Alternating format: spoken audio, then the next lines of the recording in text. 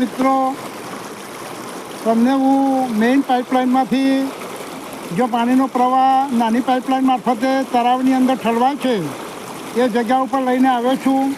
પણ હું તમને વાત કરું એ પહેલાં મારી આ ચેનલને આપ લાઈક કરજો, શેર કરજો અને સબસ્ક્રાઈબ પણ કરજો, જેથી અમને પ્રોત્સાહન મળે અને આવા વિડીયો બનાવવાની અમને એક તક પણ મળે અને પ્રોત્સાહનમાં વધારો થાય.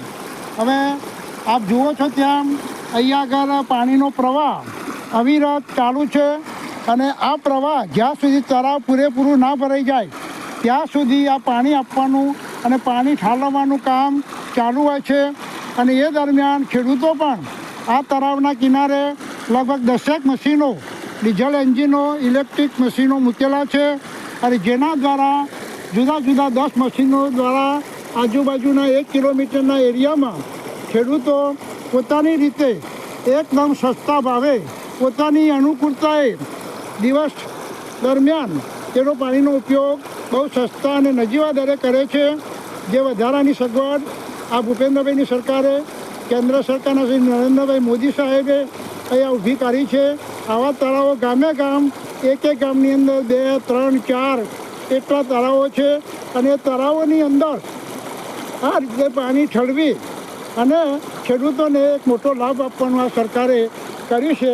તે ખરેખર એક મોટું એ આશીર્વાદરૂપ ગણાય અને ખેડૂતો માટે એક મોટી ફાયદાની વાત છે કે ખેડૂતોના ઉત્પાદનમાં વધારો થાય, કારણ કે તેમને જોઈએ એટલી વખત તેઓ આની અંદરથી પાણી લઈ શકે છે.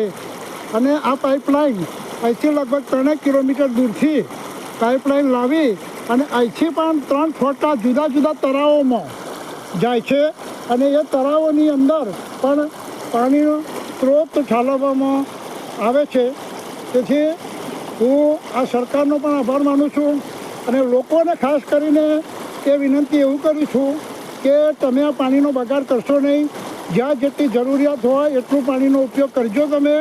અને આ પાણીની અંદર કોઈ પણ પ્રકારની ગંદકી કે કોઈ પવિત્ર વસ્તુઓનો ઉપયોગ કર્યો હોય, ફૂલ વગેરે, તો એની આની અંદર નાખશો નહીં અને એની પવિત્રતા જાળવી રાખજો, જેથી તમારા માટે એક મોટું આશીર્વાદરૂપ કરી ભગવાનને પ્રાર્થના કરો કે જેથી દર વર્ષે સારામાં સારો વરસાદ પડે અને નર્મદાની અંદર, નર્મદા સરદાર સરોવર બંધની અંદર પાણી સારું એવું ભરાય કે જેથી 12 માસ પાણી તમને મળી રહે.